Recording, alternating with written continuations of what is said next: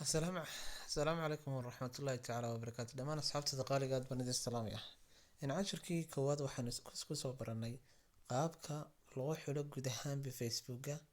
caawana waxaan baran doonaa qaabka loo soo celiyo Facebooka idil ahaantiiba haddaba waa qaab aad u fudud haddii Facebookii aad hore iskaga xidhay ama aad hawada uga saartay aad doonayso inaad hadda soo cusboonaysiiso ama aad hawada dib ugu soo celiso waxaad samayn doontaa ugu horreyn Facebook ayaad tagi doontaa dabeetana waxaad soo furi doontaa qaabkii aad usoo furatay dabeetana markii wuxuu kusoo diri doonaa message kaas oo ah uu kugu soo dirayo ciwaankaaga gaarka aad u leedahay welcome back si fiican hadda asxaabtada qaaliga ay la socda wuxuu kugu soo diri doonaa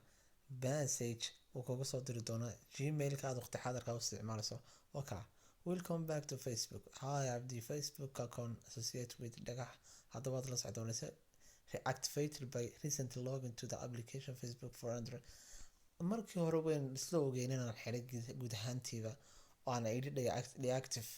haddana waad arkaysaa asxaabtada qaaliga reactivated buu ku leeyahay assalaamu calaykum waraxmatullaahi tacaala wabarakaatu asxaabtada qaaliga ha isdhibina haddii aynu hore usoo wada xidhnay facebookini aad nacdeen ama aydan doonayn inaad hawada ku aragtaan hadda haddii aad jeclaataan aad dib ugu soo celisaan hawada waxaad samayn doontaan keliya qaabka aad Facebook ugu soo gelisa jirtay ayaad u soo gelisaa tusaale ahaan hadda Facebookiina oo kale markaan qaabkan uga baxno hadda asxaabtayda qaaliga si fiican la socda haga dhicina dhawaantii casharku aad buu gabay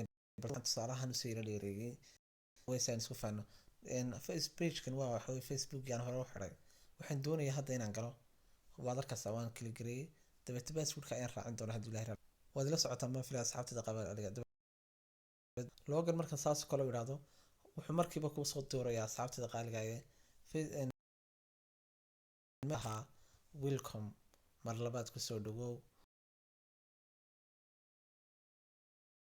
welcome back to Facebook okay asxaabtada qaaliga waxaan rajaynayaa casharkan haddii uu anfacay inaad aad baan idin